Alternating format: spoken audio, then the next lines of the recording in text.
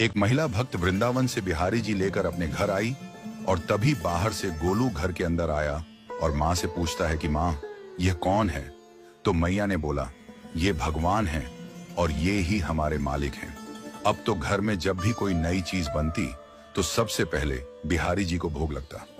पहले यह सब चीजें गोलू को सबसे पहले मिलती थीं।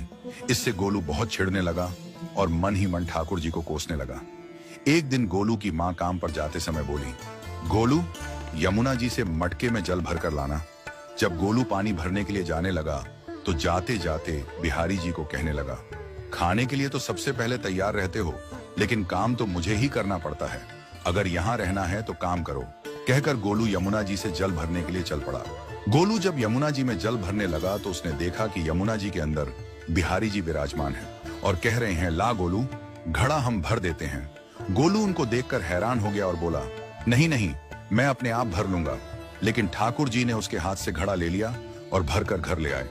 गोलू घर आकर डर रहा था कि अगर माँ को पता लगा कि मैंने ठाकुर जी से काम करवाया है तो आज मेरी पक्की पिटाई होगी।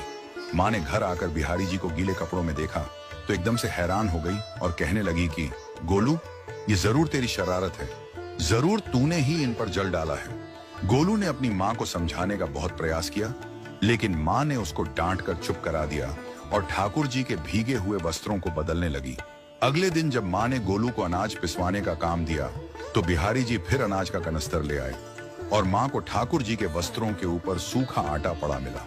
तो माँ ने फिर गोलू को डांटा कि तुझे पता नहीं कि ये हमारे भगवान हैं और तू भगवान के साथ शरारत करता है।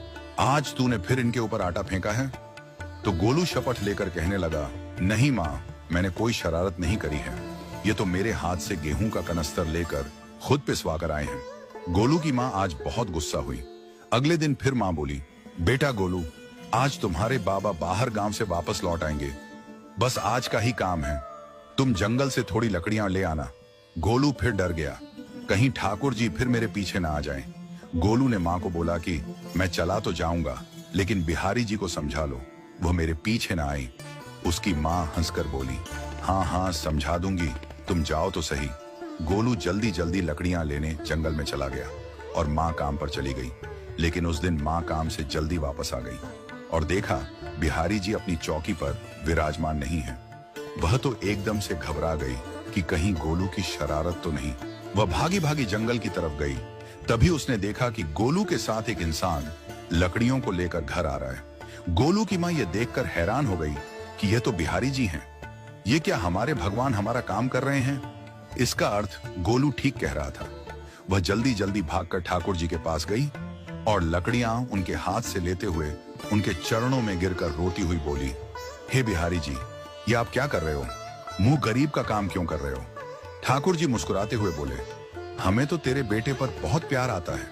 सब लोग हमें भगवान समझते हैं, लेकिन एक तेरा बेटा ही था जो हमको अपना मानता था। अपना मानकर वो हमें डांट भी देता था, हमारे साथ गुस्सा भी करता था, और जो हमें एक बार अपना मान लेता है तो हम उसके मान के लिए उसके ही हो जाते हैं।